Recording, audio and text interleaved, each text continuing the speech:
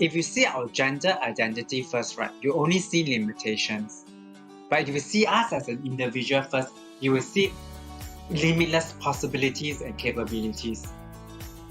Hi there, I'm Bex Craig and you're listening to the Not Just Anything podcast for women who want it whole. I hope you'll join me each week as we hear extraordinary stories from women around the world about how they have curated a whole life by design rather than by default. Today I'm talking to June Chua, who is the founder of the Tea Project, Singapore's first and only social service for the transgender community. June describes herself as an out and proud trans woman whose boundless energy and thirst to live at what she describes as her fairytale life has really redefined activism and been a major driver on the changes that have taken place in the trans community within Singapore. Our conversation was filled with lightness and humour, as well as poignant messages around representation and inclusion. And as we celebrate International Transgender Day of Visibility, let's all hope that we hear more stories like June's, because I'm sure you'll agree after listening, it's well worth it. A huge welcome to June Chua, who is joining me today from Singapore, from the Tea Project. Welcome, June. Thank you for inviting me. Thank you so much. Oh, it really is honestly such a pleasure. And I have been getting progressively more and more excited about this conversation, having heard you in other interviews and read articles about you and knowing the kind of energy that you'll bring into this setting. So thank you for making the time to be here. Usually on our podcast, we start with the premise being that we are all unique, multidimensional humans, and yet we still have this ability to kind of compartmentalize ourselves and describe ourselves in a very narrow way. So we'll get started with a very broad question, which is, who are you? After all the experiences that you've been through and the person that you are today, how would you describe yourself and who you are? How do I describe myself? Who am I? I really started describing myself I'm an out and proud transgender woman living in Singapore, aware that I'm transgender at 12 years old, transition at 15, underwent gender confirmation surgery at age 17, and I've been living my life legally as a woman in Singapore and living my life as an individual and living my life as a woman. So if I would describe myself, it's just a very big me, you know. This is me. This is June Chua, without any labels. Yes. I thank you, by the way, for starting there. And that was a big reason why I was excited to have you on the show, because I think we could all do with stripping off some of the labels and all these classifications that we have. And you talk a lot about, this is me and I'm authentic. And so how would you describe your authentic self? Just being unapologetically me, lor. Just say what comes to my mind. I hate people telling me what to do. I tend to do the opposite of what people tell me what to. Oh, June, you should do this. Oh, June, you shouldn't do that. Then I would definitely do that. People always ask me, with all the challenges as a transgender woman, how I got this high energy, how this positive outlook in life. It's because I simply don't care what other people think of me. I simply can't be bothered. I really is living a fairy tale life. I always tell people, Maslow hierarchy of needs, I really reach the self-actualization state where I don't give a damn to what other people say. The point is, I just do what makes me happy. Yeah. Whether it's right or wrong, that's another topic. But I just want to do what makes me happy. People always wanted what inspired you to start Tea Project? Or they want me to say because I want to support my community, or because I see these needs. But it's actually, if everything boils down, because doing Tea Project makes me very happy, lor. And that's why I can still do it. I think that's incredible. And I feel, though, as I'm hearing that, I'm thinking, gosh, I wish that I always had that confidence to show up completely as myself. And I'm sure a lot of people are thinking it. So is this something that you have strengthened over time, or is this something that you've always had? I'm just who I am and I'm going to seek out being that happy version of myself. Now looking back, childhood days, teenagers years, yes, it's always been inside me. I'm always unapologetically like that. I guess it's because the love my parents show me. I have always never go through life wanting to get something. I just want to live my life as me. I always tell people I'm an out and proud sex worker. If I can publicly tell the world that I'm a sex worker, then I think I can be anything. Nothing dawned me. Nothing. My motto always say, "Oh, June, if you do this? What will happen? June, what will the consequences? And never mind, let the river flow. Let the river flow. The river will bring me to where it want to bring. I don't have to worry unnecessarily. I don't have to anticipate. Wow, what if I do this? What will happen? What will happen? I just let the river bring me to where it want to brings me, lor." Oh my gosh, I love that. People ask me, "Oh, what you envision for Tea Project in the next 5 years?" I say I don't have, and I just live my life day by day. Well, it's funny. It's funny that you say it like that, because when I look at what you've achieved, quote unquote, and all of the things that you're doing, I can understand why people would ask you about your drive and your vision, because it is really visionary what you have been able to achieve. And I love this idea, let the river flow. You know, it sounds like you live very in the moment, like very present in the here and now. And so you've touched on the Tea Project a few times, but for our listeners listening, tell us a little bit about the Tea Project and why you set it up in the first place. Okay, the founder of Tea Project. So we started Tea Project in 2014, and Tea Project started at first as a shelter for the homeless transgender community in Singapore. And in 2018, we started Alicia Community Center offering counseling services for the transgender youth community in Singapore. And then now in 2021, we are starting tutoring programs for transgender youth who left school prematurely for various reasons. So Tea Project Shelter for the Homeless Transgender Community is at the first, you'll be surprised, it's the first ever social service support in Singapore. So for the last 50 years in Singapore, there's nothing trans-led, trans-focused, trans-specific, much less in any industry, beside the sex industry now, of course. I'm a former sex worker of 20 years, so I was in my community for 20 years. And the thing I see is a lot of us was doing very well in the 20s. We are very young, very beautiful, so we had a lot of customers. Before I touch on that, I want to tell you actually the situation in Singapore in the 50s, right down to the 90s, because the Asian values, right? So if someone came out as trans to their parents, right, most likely they'll be evicted out of their homes. So as a young person, evicted out of your home, zero family support, zero financial support, right?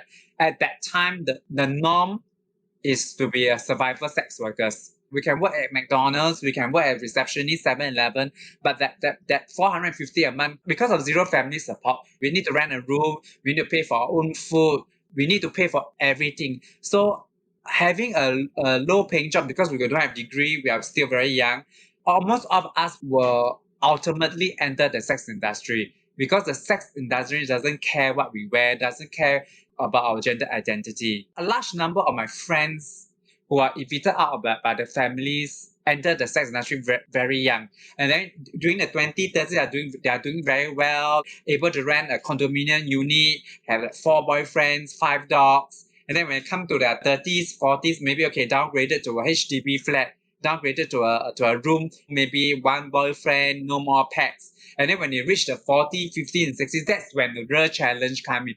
That's when they realize sex work cannot sustain their lifestyle anymore. And that's when they want to venture out.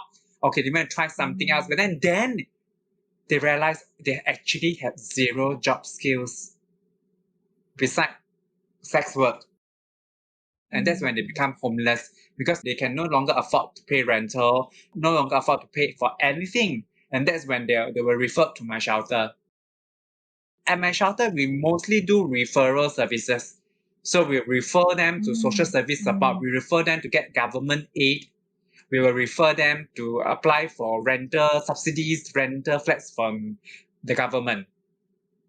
And at the meantime, provide them a safe space, safe environment. I mean, I think it's fantastic. And also I'm curious, because you describe sort of sex work as being a place, the way that you describe it sounds like it's almost a safe haven in the early days for a lot of the trans community. Yes. Have you seen that shift, given the amount of more visibility, more awareness, some of the work that you've been part of activating? That time, if you want to meet our tribe, want to meet like-minded individuals, to meet the others transgender woman, the others transgender person, that is to go to the red light district. So the red light district is, as you say, it's a safe haven for us, because we meet others transgender women.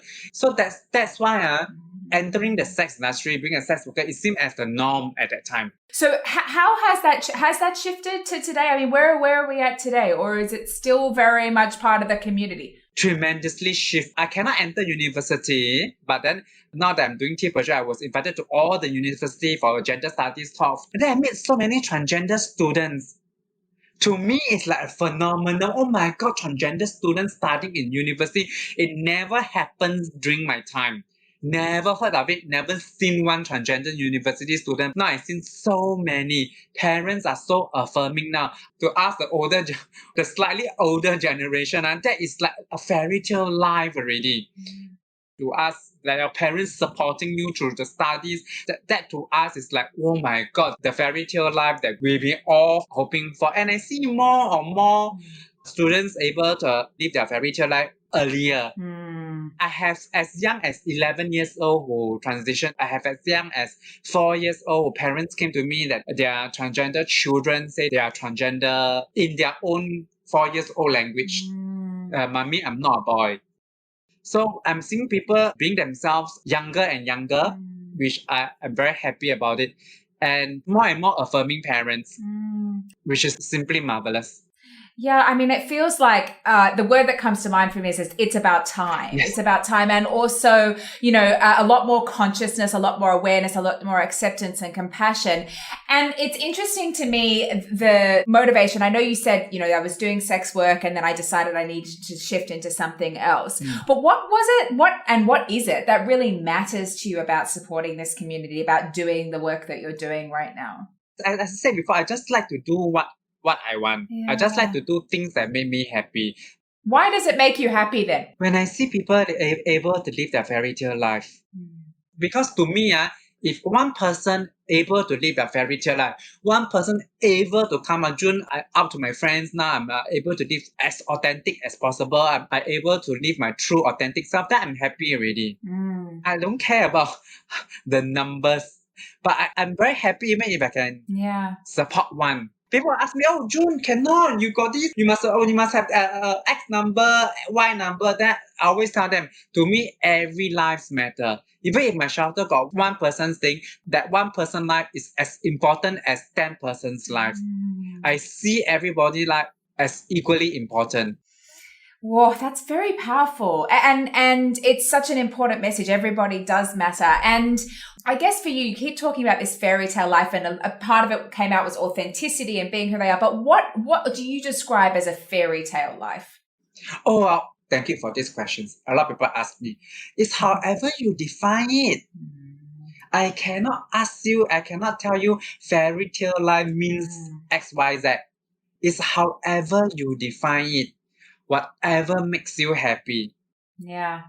How would you define it for you? I love this because on this show, we talk about designing your life, right? Instead of living by default, designing it and living a whole life, which is, I think, synonymous with what you're talking about, fairy tale lives. So what would be a fairy tale life for you? I'm very big on self-love.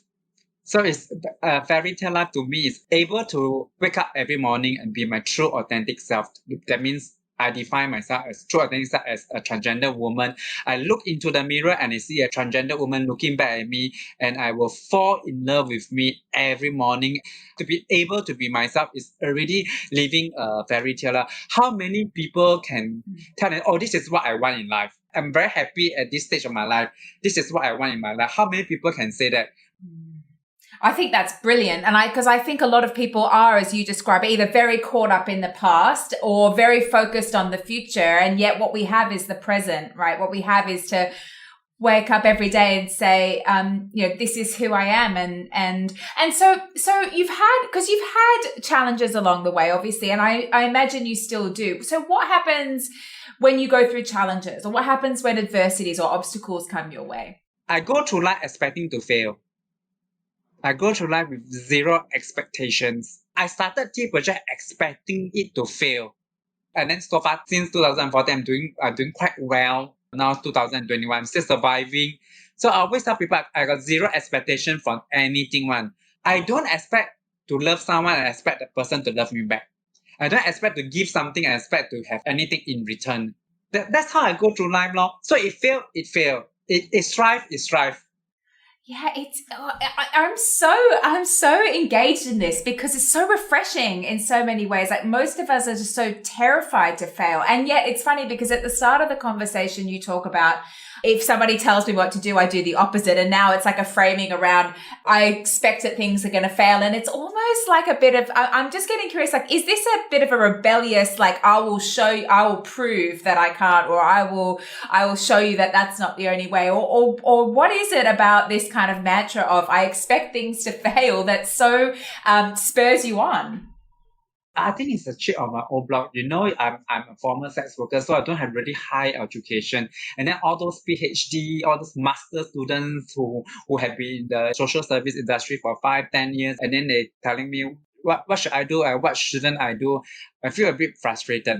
People telling the transgender person how they should behave, how they should dress, how they should be. So I get a bit frustrated. So I don't want to take the easy way. Then if that the easy way, then I achieve something, then I don't have that satisfaction to me. I want to take the difficult way. At one interview, I said I listen to my sex worker instincts, which so far, haven't failed me yet. It's like when you're describing this, like I'm forging your own path. And I love that you frame it as this. I don't want to listen to all of these should do this and I should do that, because that is a little bit of a wiring that is very present in a modern day now. You should be like this, or you should do like that, or whatever.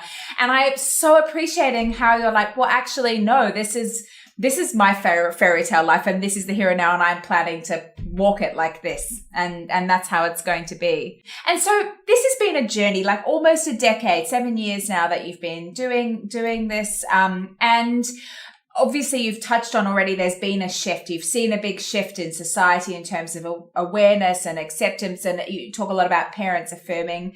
How would you describe kind of where we're at now in terms of what else you'd love to see happen for this community here in Singapore? For the shelter part, right, become redundant. So nobody is homeless by default because they are a transgender person, because the world has shifted, the mindset has changed. There's a lot more options for us, a lot more social service for us. Okay, so let's say the shelter is redundant. Yes. What else do you imagine? So there's nobody that needs to be homeless in the future. What else? Everyone needs counseling, so I think I will still continue my counseling services. After starting this counseling service in 2018, I do see my clients being much happier after their counseling session, but maybe evolve into life coaching, maybe evolve into something else. I always wanted change. I wanted something refreshing. I wanted more options. I want to do so many things for my community, not because I'm capable, but because I want a lot of options for my community. I'm doing things that I think if I'm a teenager now, what I want. I want options. I want more trans-specific services. I want to see more Alicia Community Center. I want options for us because we are so lack of options the last 50 years. I want so many options for us that our community is so bedazzled by all the options that they don't have to worry about their safety anymore. It's amazing. I mean, I have a huge smile on my face because I'm sure every community would want that, would want those options. And as you say, particularly if you have been deprived for so long of that. But for me, like, it sounds like you are holding a very, very clear vision for your community, for what you're hoping this future will look like, which I think is inspiring. Very inspiring. And so there's the International Transgender Day of Visibility coming out. It was the day before this will air. What are some of the messages to a broader audience that you really want to get out there? People tend to cisgender, transgender. We are all humanity. We are part of one. Yes. I always say I'm out and proud transgender person, but I want to reach to a point that I just say, I'm June Chua, and that is enough. But being trans doesn't matter anymore. I want all this to become redundant already. I want a day where I can introduce myself as just June Chua. Whether I go through any transition is irrelevant because I'm not talking about all this transition thing, all this journey, all belongs to me. If you see our gender identity first, right, you only see limitations. But if you see us as an individual first, you will see limitless possibilities and capabilities. Oh my gosh, so much. Because I love this idea of like, we're humans first. Yeah, we are one. Yeah. If we could really see the person standing in front of us first, without all of the labels, without all the conditioning, without all of the, what's powerful is then you start to interact at a human level, which is vastly more interesting. Yes. So you will stop asking me questions like when you transition, what's your preferred name? You start asking me questions like what's your favorite book? But I still want to be trans. Yeah. Because despite all the challenges, all the discrimination, bias that I met, I still want to be trans. Being transgender is so wonderful. I can see things so much clearer. I'm a Chinese, so if I reincarnated as a cockroach, I also want to be a transgender cockroach living in Singapore. Seriously, because someone asked me what it feels to be trans. How was the feeling like? I always tell people that the feeling is very natural. It's as natural as the sky is blue. It's as natural as the grass is green. That's why being a transgender person, we get very confused. We suffer from mental illness because what we feel is so natural is being seen as wrong or sinful in society. And that's when all the doubts come in. That's when all the confusion come in. That's like low self-esteem. To me, that's a society construct. It is true that, knowing who you are and then having to defend that or fight that or all the things that you've just described would be exhausting. And of course, it would result in really not great repercussions for everybody involved, right? So it's, I think it doesn't surprise me that your big mantra therefore is really, well, who are you at the core, and tapping in and embracing that and celebrating that. I think that that's such a powerful message. And so you've got the Tea Project, you've got the community center, you've got your own life. How do you fit all the things into your life that you want? What are some of the ways that you kind of design your everyday to maximize it, given that you're someone that really lets the river flow and lives in the present tense? I design my day so that I definitely will have self-care day. I only want to do enough. Yeah. I don't want to do more.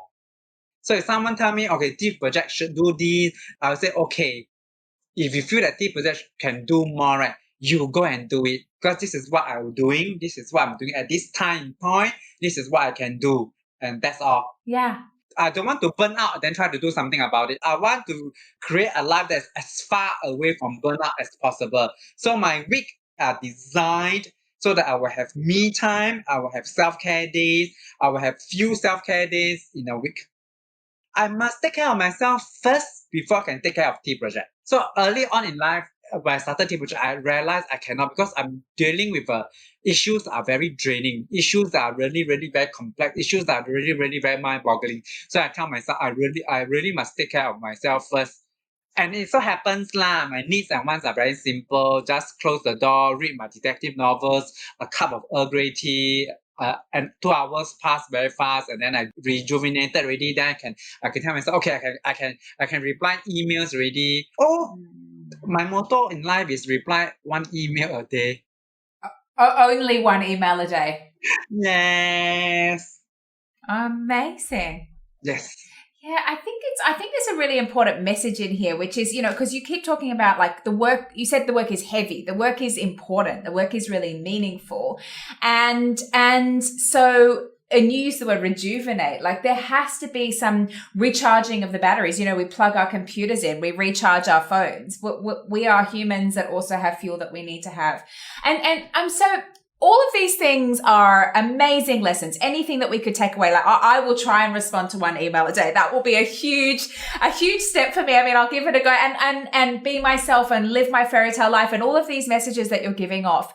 What has influenced this thinking for you? What has been some of the high impact stories or experiences or things that you've learned all along the way that have helped you get to this place where you're so confident in doing these things that matter to you, establishing your boundaries, living this life that you want? What has really influenced or shaped that?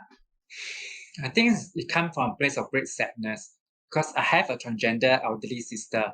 So my sister passed away suddenly in 2015. Her passing teach me that nothing nothing can be as important as life itself. You really live life once only. I'm not going to be so hang out on all these small things. There's an SOP that you must reply email within 3 days. If I forgot, I forgot. It's been ages since I chased after a bus. Okay, the bus coming. Okay, if I quicken my steps, yes, I can board the bus, but I'm not going to do that. I'm still taking my own sweet time and let the bus go. Okay, wait for the next bus. Yeah. This is really my philosophy in life. I'm still alive to wait for the next bus, and that is a blessing itself. Life is precious. Life is precious. Life can be simple, and simplicity to me is happiness. Yeah, I really, really appreciate, because I do think we've kind of got very stuck in this world of very future focused and very, very kind of beating ourselves up and listening to everybody and validating self through others and all of this. And I love it. The whole way through this conversation, you started by saying unashamedly, unapologetically myself, and unapologetic about the decisions that I make. And I just think that's such an empowered way of thinking about things. So as we to round out this conversation, are there any other thoughts that you want to leave listeners with, or anything else that you want to share that you think would inspire them to maybe take some of the essence of what you're up to and what you're about? It's a very lonely path. When you shut up everything and you just love yourself, it's very lonely path. So it's lonely, but yet I don't feel alone. I always tell people I'm so humorous, I am so positive, I look at things so differently, because it comes from a place of great sadness. And I don't wish that on anyone, because I've been through the bottom already. That's why everything I do is now up and away. So please don't emulate me. Go and find your own fairy tale life. Go and find your own way of self-learn. Go and find your own positiveness. Go and find your own happiness. It may take 10 years, it may take 20 years, but it's your journey, it's your discovery. Oh, it really is beautifully said. And also I think such an important message. Let's us all start to see people for the humans that they are, the uniqueness that they are, the people that they are. Yes. Yeah. June, honestly, I'm so grateful for this conversation, for your endless energy and honesty and rawness about, your journey and the things that you've learned along the way. And I'm excited to see, as you continue to support your community and just do really great things in the world, what's possible. So thank you so much for your time today. Thank you for inviting me. Thank you. Thank you so much for joining me today for another episode of Not Just Anything for Women Who Want It Whole. If you enjoyed our discussion, be sure to subscribe to our weekly podcast and leave us a review. Otherwise, thank you so much for being here with us, and we look forward to having you join again. And remember, be brave, be whole, be you.